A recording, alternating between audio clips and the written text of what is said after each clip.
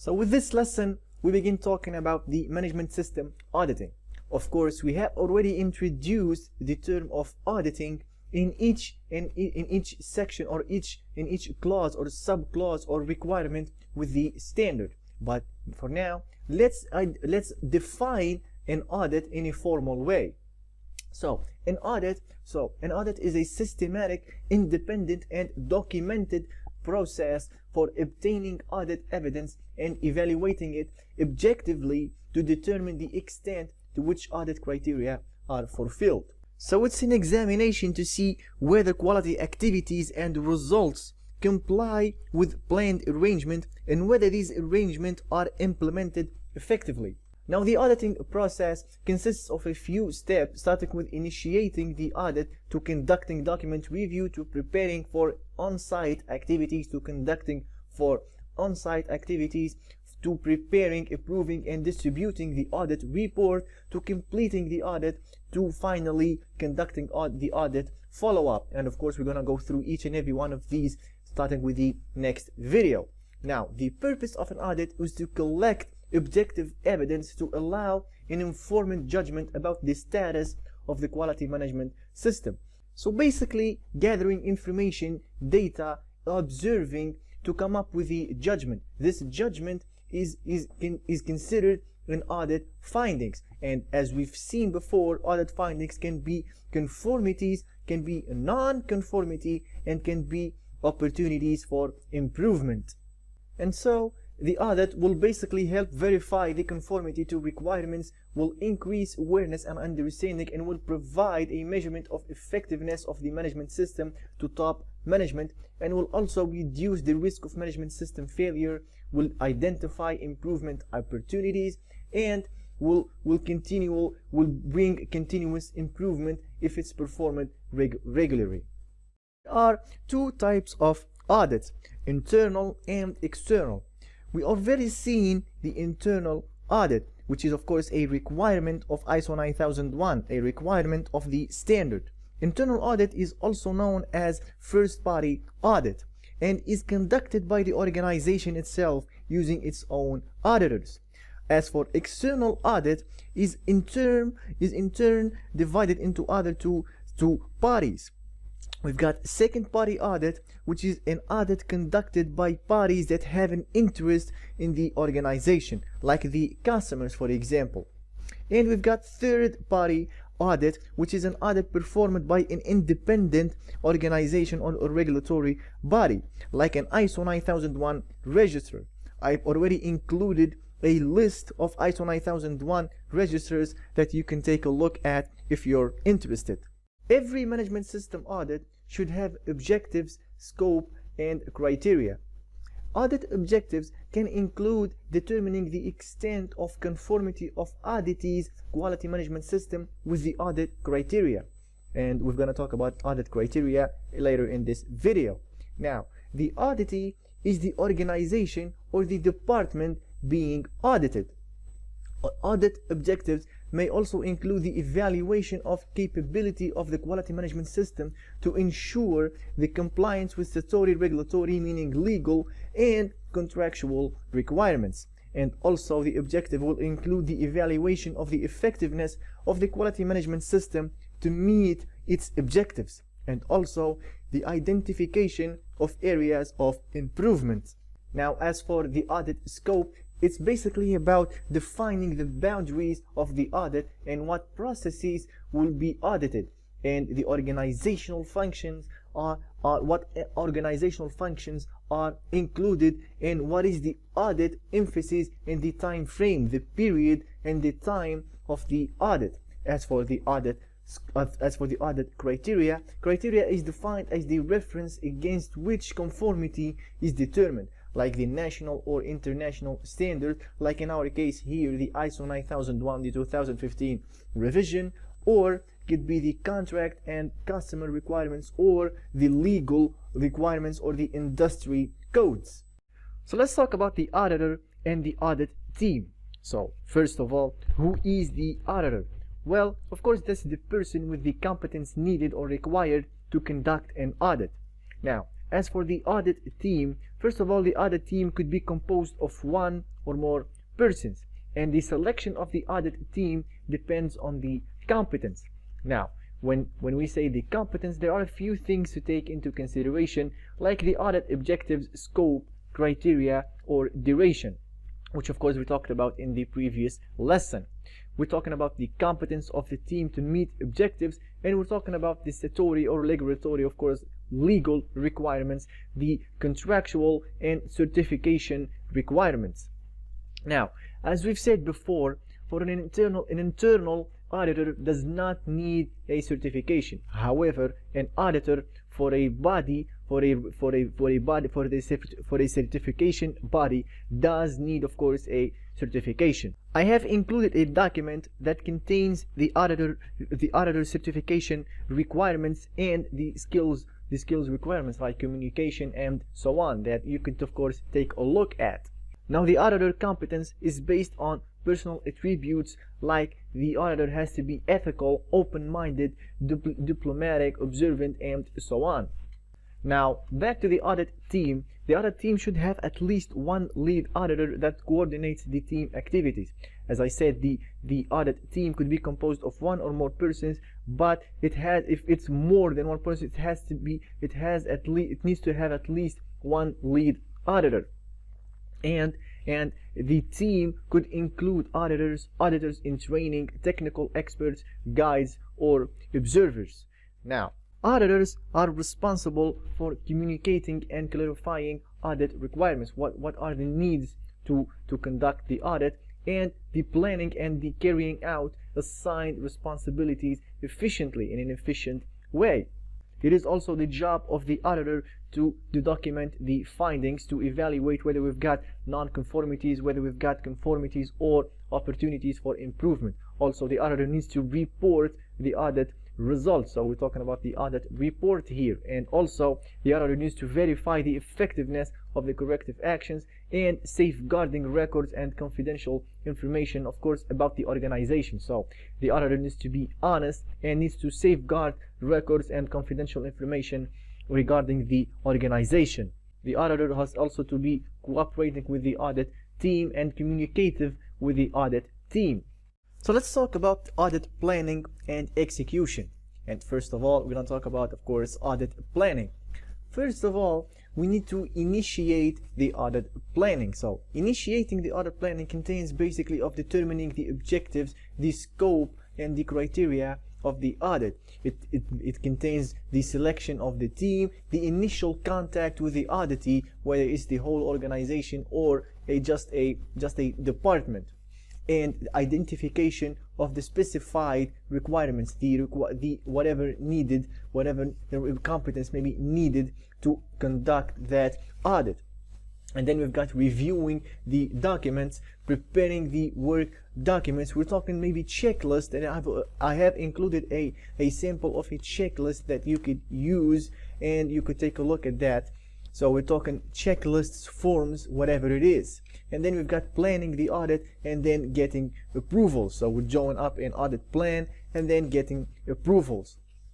And then we're going to talk about the audit execution. This of course starts with opening meeting, and then of course conducting audit, and then closing meeting, and then conducting the follow-up. Now, opening meeting aims at confirming all prior arrangements. So its purpose is to confirm all prior arrangements, and is held with the auditee top management, the top management of whether the organization or the department, and those responsible for processes audited. We're talking maybe action owners or process owners and so on.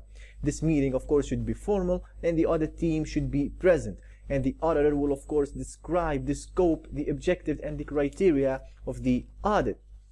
And then we've got conducting the audit, and the steps of conducting the audit are already discussed about. We already discussed about the steps of conducting the audit in each requirement. So we talked about reviewing and checking records and documents provided by the organization, and the observing work activities, observation of the work activities and the processes, and questioning techniques. Questioning techniques include open questions like using why, who, what, where, when, and how, like expansive question which further elaborate the current subject or point. We're talking opinion question, we're talking non-verbals like body language, we're talking repetitive question, we're talking hypothetical question like what if, suppose that, we're talking a closed question that gets a yes or a no answer.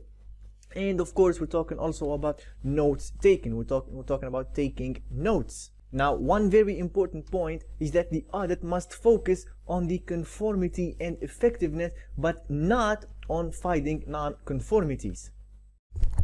Before closing the meeting, the audit team will need to generate audit findings, which are of course results of evaluating the audit evidence against the audit criteria. In our case, in the quality management system, the criteria is of course ISO 9001 2015 revision. So to generate audit findings, we need to evaluate the audit evidence against the criteria. These findings could be, of course, conformities, non-conformities, or opportunities for improvement.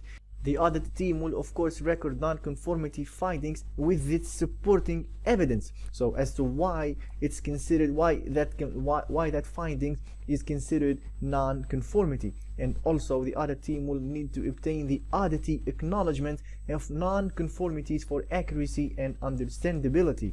In other words, the auditee, which is of course the organization or just a department of the organization, needs to be aware of all non-conformities and need to understand why it's a non-conformity.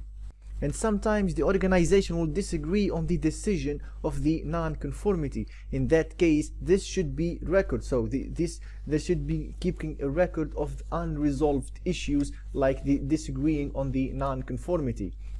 And then we've got generating a conclusion, which is of course the result of the audit after taking into consideration the objectives of the audit and the findings. And then at the end of the audit, we're talking about closing the meeting, which is conducted by the lead auditor, and this is to present audit findings and conclusions, and to cover situations encountered during the audit that may decrease reliance on audit conclusions, and of course to discuss and resolve the diverging audit findings and conclusion, and to keep record if there are unresolved issues, and also to provide recommendations for improvement where specified by audit objectives.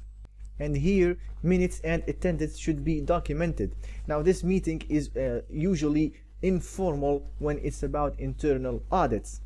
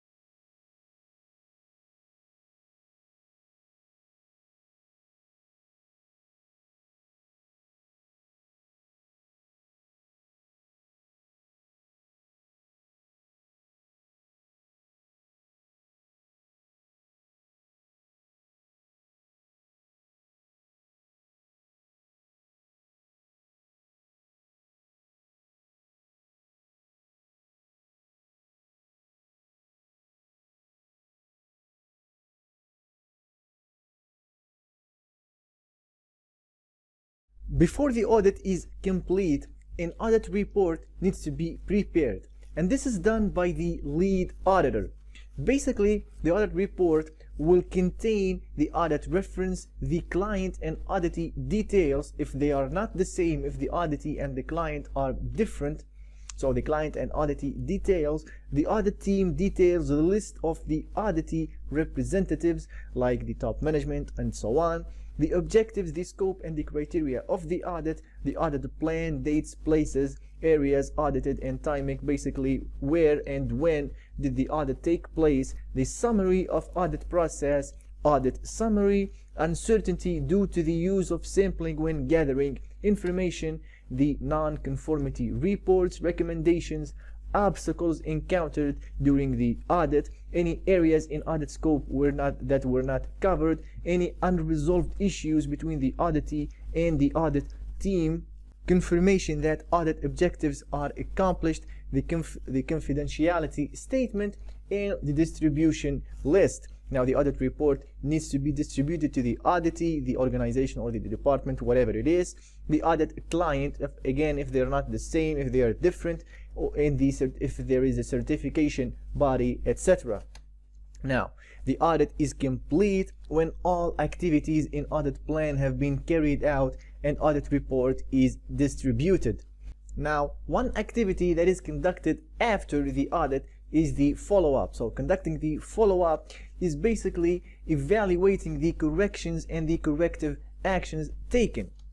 So the audit conclusions may require corrective, preventive or improvement actions, and the auditee will decide and carry out those actions within agreed time frame, and those actions are not part of the audit. As I said, this is after the audit takes place, and the audit team will verify completion and effectiveness of actions taken, and this verification may be part of a subsequent audit.